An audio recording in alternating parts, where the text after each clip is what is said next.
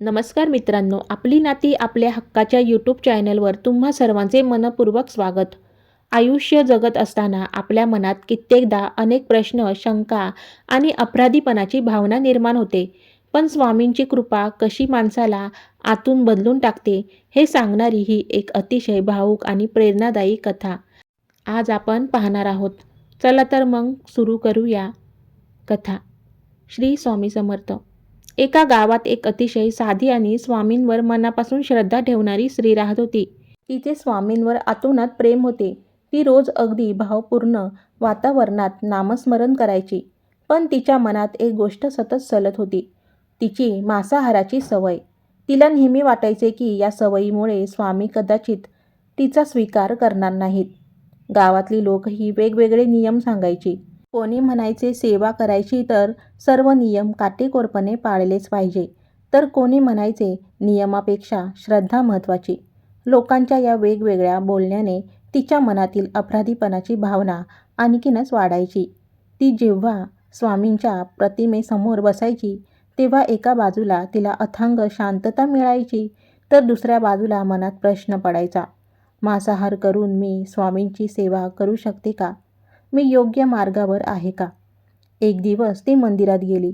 आरती आणि पूजा संपल्यानंतर सर्व लोक निघून गेले, पण ती तिथेच शांतपणे बसून राहिली. तिच्या नकळत डोळ्यातून अश्रू घळघळू लागले.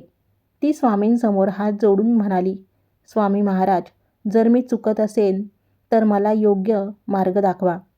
त्या क्षणी मंदिरात एक अलौकिक शांतता पसरली. कोणताच शब्द कानावर पडला नाही, पण तिच्या अंतरआत्म्यातून एक उत्तर उमटले. भक्ती ही शरीराच्या सवयीपेक्षा मनाच्या भावावर अवलंबून असते. त्या दिवसापासून तिच्यात हळूहळू बदल घडण्यास सुरुवात झाली. ती स्वतःला दोष देण्याऐवजी स्वतःला समजून घेऊ लागली. ती मंदिरात स्वच्छता करणे, गरजूंना मदत करणे आणि नामस्मरण करणे या सेवा करत राहिली. पण तरीही तिच्या मनातील प्रश्न पूर्णपणे मिटलेला नव्हता. एका रात्री तिला एक विलक्षण स्वप्न पडले. स्वप्नात ती एका मोठ्या रस्त्यावरून चालत होती. आजूबाजूला अनेक माणसे होती. काही खूप धार्मिक, काही साधी, तर काही चुका करणारी. पण त्या सर्वांच्या पुढे स्वामी चालत होते आणि ते प्रत्येकाकडे अगदी एकाच समभावाने आणि प्रेमाने पाहत होते. तिने धडधडत्या मनाने स्वामींना विचारले, स्वामी, मी तुमच्या जवळ राहू शकते का? स्वामी हसले आणि प्रेमाने म्हणाले, अगं वेडे, माझ्या जवळ येण्यासाठी मन शुद्ध लागते. शरीराच्या सवयीचा अडसर तिथे येत नाही. अचानक तिची झोप उडाली. सकाळी उठल्यावर तिला आतून खूप हलके वाटले. तिला समजले की स्वामी शिक्षा देण्यासाठी नाही, तर माणसाला समजून घेऊन मार्ग दाखवण्यासाठी असतात. तिने स्वतःवर जबरदस्ती करणे सोडून दिले. पण प्रत्येक कृती करताना ती सतर्क राहू लागली. हळूहळू तिच्या घरातील तणाव कमी झाला. कामात मन लागून चेहऱ्यावर एक वेगळेच समाधान दिसू लागले. तिला कळून चुकले की सेवा म्हणजे बाहेरून दाखवलेला बदल नाही, तर अंतर्मनातून झालेले परिवर्तन आहे. पण आयुष्यातील परीक्षा अजून संपल्या नव्हत्या.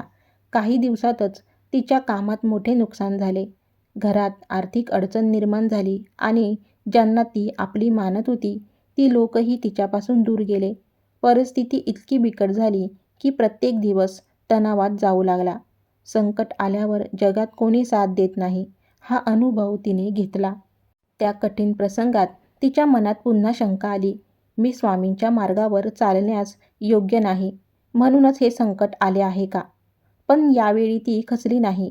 ती दररोज स्वामींच्या फोटोसमोर बसून फक्त एकच प्रार्थना करायची, मला या परिस्थितीतून मार्ग काढायला शक्ती द्या. आता ती उत्तर मिळवण्यासाठी नाही, तर स्वतःला सावरून घेण्यासाठी सेवा करत होती. एक दिवस ती खूप निराश होऊन रस्त्याने चालत होती. डोळ्यात अश्रू होते. तितक्यात एक वृद्ध स्त्री तिच्या जवळ आली आणि सहज म्हणाली, बाळा, विश्वास ठेव, वाईट वेळ कायम राहत नाही, हे संकटही संपेल. एवढे बोलून ती स्त्री निघून गेली. त्या वृद्ध स्त्रीच्या चेहऱ्यात तिला स्वामींच्या रूपाची झलक दिसली. घरी आल्यावर तिचे मन शांत झाले. त्याच रात्री पुन्हा स्वप्नात स्वामी एका शांत नदीकिनारी बसलेले दिसले. तिने विचारले, स्वामी, माझ्याच आयुष्यात एवढ्या अडचणी का?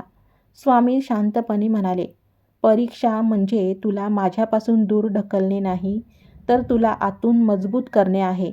त्या अनुभवानंतर तिची दृष्टी पूर्णपणे बदलली. तिने रोजच्या आयुष्यातील छोट्या छोट्या गोष्टींमध्ये आनंद शोधायला सुरुवात केली. आई-वडिलांशी प्रेमाने बोलणे, गरजूंना मदत करणे आणि स्वतःवर राग न काढणे, यातून तिची खरी सेवा सुरू झाली.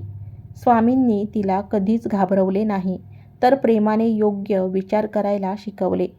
हळूहळू तिचे अडकलेले पैसे परत मिळाले. घरातील वातावरण आनंदी झाले आणि मनातील सर्व भीती गायब झाली. मंडळी, एक दिवस संध्याकाळी कामावरून आल्यावर ती स्वामींसमोर शांतपणे डोळे मिटून बसली होती. अचानक तिला खोलीत एक सात्विक ऊर्जेचा भास झाला.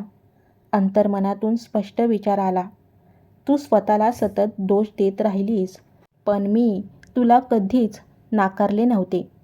दुसऱ्या दिवशी ती मंदिरात गेली असता तिथे एका साधूंनी तिला सांगितले, भक्ती म्हणजे प्रेम, भीती नाही.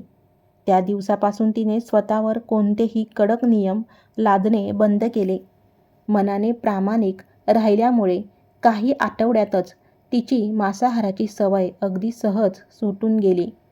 त्या निर्णयात कुठलाही जबरदस्तीचा भाग नव्हता किंवा अपराधीपणा नव्हता, तर फक्त एक शांत समाधान होते.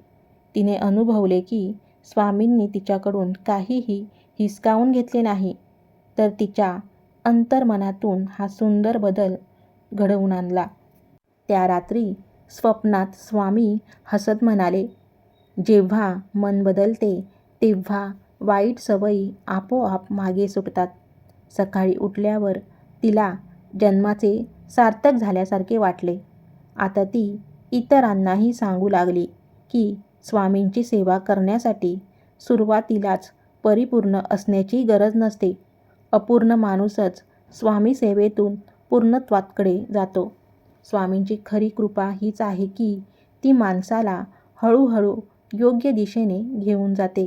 तर मित्रांनो, स्वामी सेवा ही नियमापेक्षा जास्त विश्वास आणि अंतःकरणाच्या श्रद्धेवर आधारलेली असते. आपले मन जर साफ आणि शुद्ध असेल तर स्वामी प्रत्येक पावलावर आपल्या पाठीशी खंबीरपणे उभे राहतात. तुम्हाला ही भावपूर्ण कथा कशी वाटली हे कमेंट करून नक्की सांगा. व्हिडिओ आवडला असेल तर लाईक करा आणि आपल्या जवळच्या लोकांसोबत शेअर करा. तसेच अशाच सुंदर प्रेरणादायी कथांसाठी आपली नाती चॅनलला नक्की सबस्क्राईब करा. श्री स्वामी समर्थ. संपूर्ण व्हिडिओ पाहिल्याबद्दल मनापासून धन्यवाद.